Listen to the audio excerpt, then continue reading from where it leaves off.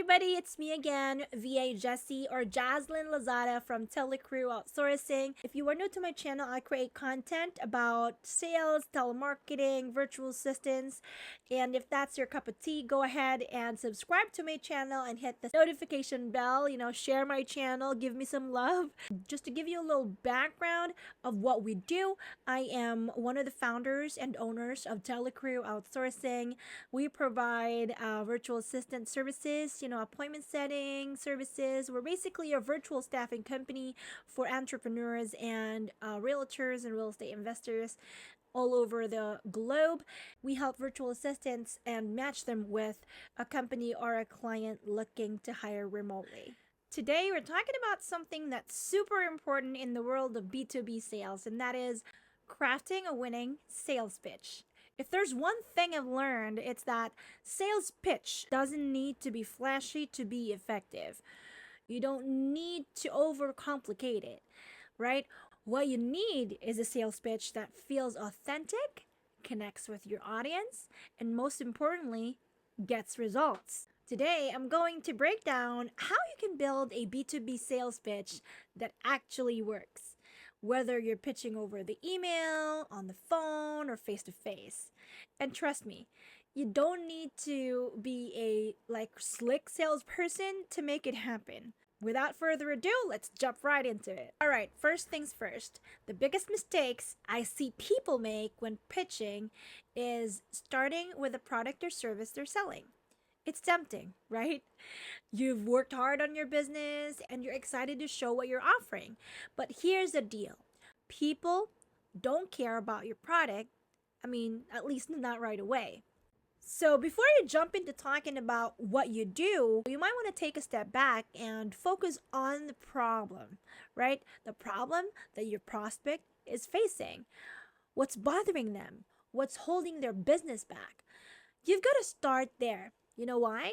Because people want solution to their problems and not a list of product features.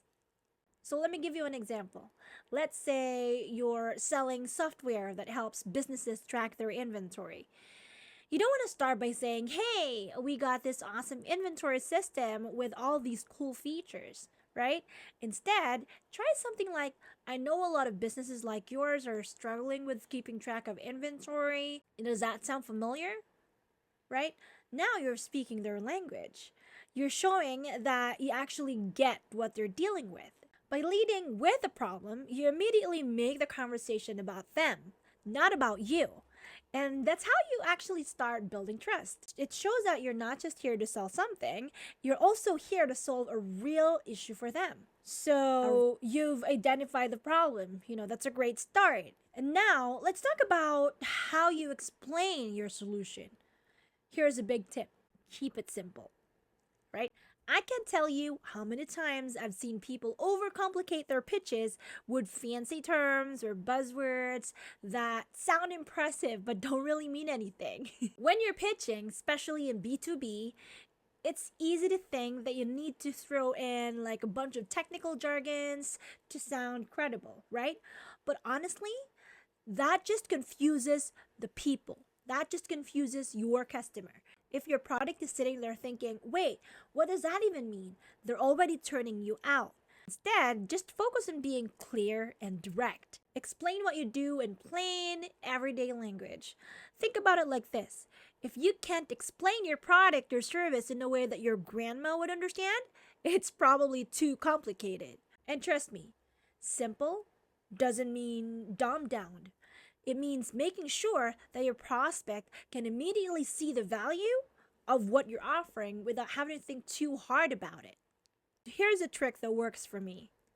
After you've explained your solution, ask yourself, if I were hearing this for the first time, would it make sense? If the answer is no, go back and simplify it. The clearer your pitch, the more likely you'll connect with your audience. Next up is something I love talking about. Let me break it down.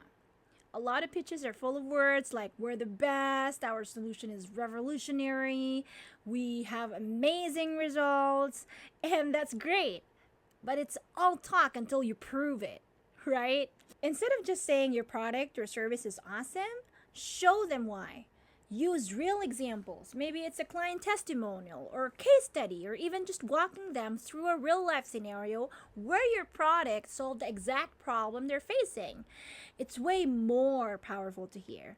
Like, one of our clients was dealing with the same issue, and here's how we helped them fix it. Instead of saying, we're really good at what we do. You get what I'm saying? And here's the thing. When you show proof, it takes the pressure off of you trying to sell them on your product. Instead, you're just sharing a story that resonates with them. People love seeing real results. It makes your pitch way more relatable. All right, for the fourth one, make it about them, not about you. Let's keep it real. One of the easiest ways to lose someone's attention during a pitch is by making it all about yourself. I know that sounds harsh, but hear me out. Your potential client doesn't care about how great your company is or how many awards you've won. What they care about is how you can help them. So instead of saying, we're the number one provider of XYZ service, flip it around and say something different, like, here's how we can help you save time, save money, or improve your process. Like, make it all about them. Their needs, their problems, their goals. The more you make your pitch feel like a conversation about their business, the more engaged they'll be, right? Ask questions, listen to their answers, and tailor your pitch based on what they say. And the best part, when you focus on their needs, your pitch will naturally come across as more authentic and less salesy. Last but definitely not least, practice, but keep it natural. Now, I'm not saying you need to memorize a script word for word, but you should definitely have a solid structure in place. Practice your pitch like enough that you are gonna be confident, but not so much that you sound like a robot reading off a teleprompter. The best pitches feel like conversations, not presentations. So once you practice the key points you want to hit, like leading them with a problem, like showing proof and keeping it simple, just let it flow naturally from there. Always remember that every pitch is going to be a little different depending on who you're talking to, but don't be afraid to, adjust it depending on the situation. If you're too rigid in your pitch, it can feel scripted and fake. The goal is to make it feel like you're talking with the person, not at them. So there you have it. The key to crafting a winning B2B sales pitch that's relatable, effective, and not overly complicated, right? Remember, start with a problem, keep it simple, show proof, and make it about them and keep it natural. If you can do those 5 things, I promise you, your pitch will stand out. All right, guys, thank you so much. That's all for today. I hope these tips help you feel more confident the next time you're pitching to a potential client. If you like this video, don't forget to hit the thumbs up button and subscribe because, I got plenty more content coming your way. Let me know in the comments what other topics do you want me to discuss in the future. And again, if you are someone who's looking to hire a B2B salesperson or an appointment setter, a telemarketer, or virtual assistant, feel free to visit our website at www.telecrewoutsourcing.com, or you could also send me an email at info@telecrewoutsourcing.com. And if you are an applicant, if you want to join my team, go ahead and visit the website too and go to apply now, and one of our HR team members will get back to you right away.